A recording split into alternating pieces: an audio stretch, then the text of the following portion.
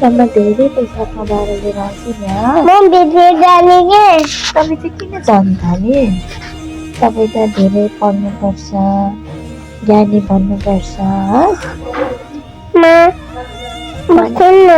ममा धेरै पैसा कमाउँछु अनि छोरीलाई सुखी सुखमा राख्छु, छोरीले भनेको इच्छा पुरा गरिदिन्छु। खै हाँस गर्नुभएको, राम्रोसँग पढ्नुपर्छ। अनि ममाको कति माया लाग्छ अरे? ममाको कति माया लाग्छ अरे?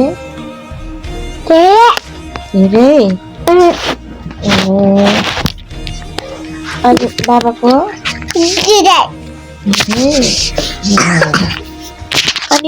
अनि तपाईँ चाहिँ ज्ञानी हुने कि नहुने?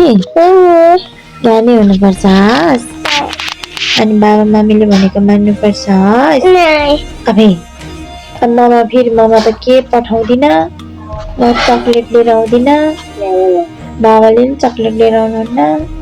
अनि ज्ञानी हुने कि नहुने? राम्रोसँग पढ्ने कि नपढ्ने? अब नाइ नभन न, मम्मा भनौँ न।